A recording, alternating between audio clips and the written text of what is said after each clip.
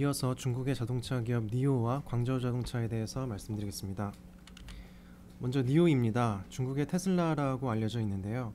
투자 의견은 매수, 목표 주가는 17달러를 제시합니다. 이 기업의 관점 포인트는 판매량이 얼마나 빨리 늘어나고 현금 흐름이 개선돼서 자생적으로 재투자하고 이익 성장을 지속할 수 있게 될지의 여부입니다. 약 3에서 5년 전에 테슬라와 비슷하다고 생각해 주시면 될 것 같습니다. 결론부터 말씀드리면 프리미엄 EV가 점점 더 잘 팔리면서 2023년경부터는 영업이익과 잉여 현금 흐름이 플러스 전환할 수 있을 것으로 예상하고 있습니다. 좀 더 구체적으로 말씀드리면 지금까지 월 4,000대 수준까지 판매량이 잘 늘어났고 지난달에 쿠페형 SUV를 경쟁자들보다 먼저 출시하면서 판매량 증가세를 이어나갈 것으로 보고 있습니다. 지난달에 나온 모델이 맨 좌측에 보이시는 EC6라는 쿠페형 SUV인데요. 보시면 가장 먼저 나왔고 가격이 가장 매력적입니다. 한화로는 6천만원 정도입니다. 가격이 비교적 낮은 이유는 크게 두 가지인데요. 먼저 배터리 수압형이기 때문에 예외적으로 30만 위안이 넘는데도 정부에서 구매 보조금을 지급해주고 배터리 리스 또는 구독 유료 서비스를 제공하는 대신 소비자 구매가에서 배터리 가격을 일부 제외했기 때문입니다. 이 경쟁 모델들 중 유일하게 배터리 교체 방식을 선택했는데 5분 안에 교체 스테이션에서 완충 배터리로 교체가 가능해 충전이 편리하고 프리미엄 EV 중 가격 경쟁력을 가지고 있어 당분간 판매 성장이 지속될 것으로 보고 있습니다.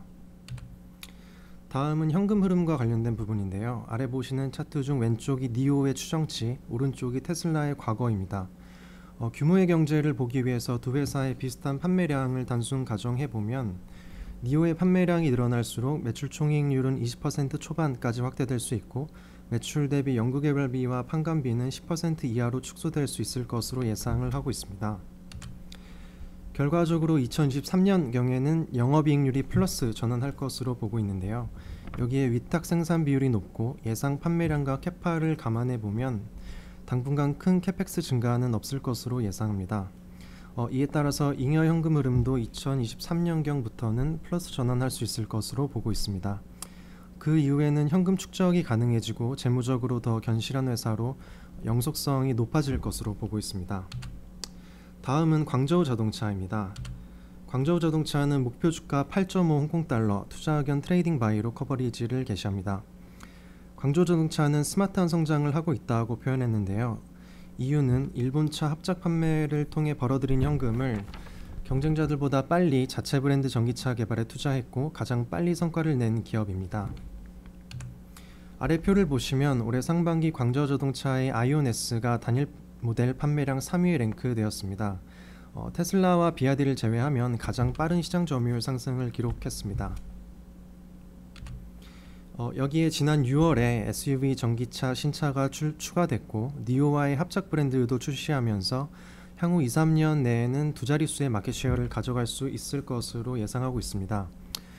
이러한 흐름으로 볼 때 광저우 자동차가 EV 선도 로컬 브랜드로 자리매김할 가능성이 높다고 생각하고 있습니다. 광저우 자동차는 현재 판매량의 80% 이상이 일본차 합작 판매입니다. 여기에서 오는 지분법 이익이 자체 브랜드 개발에 투자되는 현금의 주 출처인데요. 가성비 좋은 프리미엄 차인 일본차 인기가 점점 더 높아지고 지난해 큰 폭 감소했던 자체 브랜드 판매량도 점차 회복세를 보이면서 회사의 실적이 점차 개선될 것으로 보고 있습니다. 간략한 소개는 이 정도이고요. 자세한 내용은 발간된 리포트를 참고해 주시면 감사드리겠습니다.